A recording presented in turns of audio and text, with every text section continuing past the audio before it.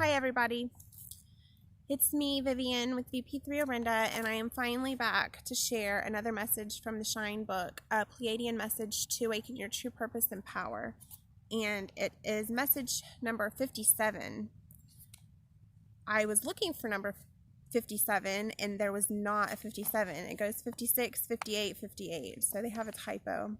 But I just thought it was funny because 58 is kind of a number for me. It was my son's football number in high school. And also I remember reading something about the number 58. Not that I was researching 58, the number individually. It was something that else I was reading about, and I can't even remember exactly what it was now.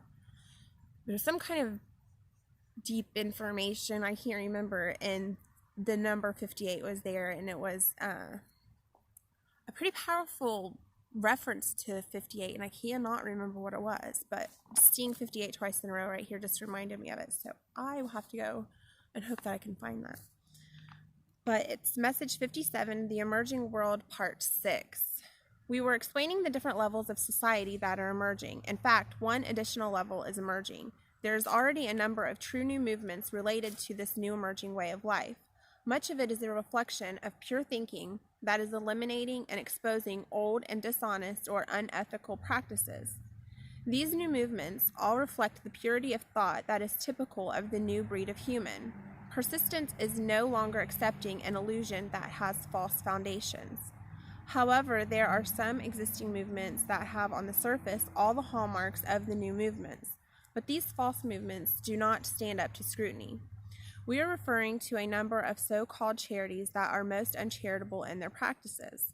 These movements have a solid capitalistic basis, even though their public images are the opposite.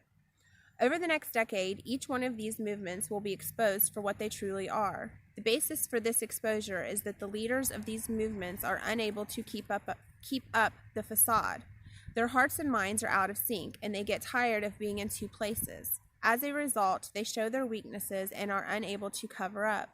When this exposure happens, while the rest of the world is bayed for blood, the true new movement steps in and shows the solid foundation based on love.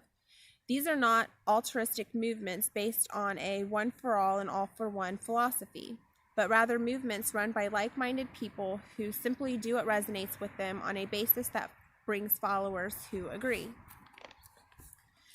There will always be leaders and followers. However, this new breed of followers is not slaves of fear, but rather evolving beings who are attracted by the next higher vibration on their path. With the true new movements, there is no fear and there is no rank. There is a true magnetic power where like attracts like. From the outside, there may be an appearance of rank, but from the inside, there is clear equality of purpose and differentiation of level of involvement. This is like the difference between the proverbial chalk and cheese. In the old movements, all followers are chalk soldiers, and that is what they remain. In the new movement, the followers are like different strengths of cheese, and all is still evolving.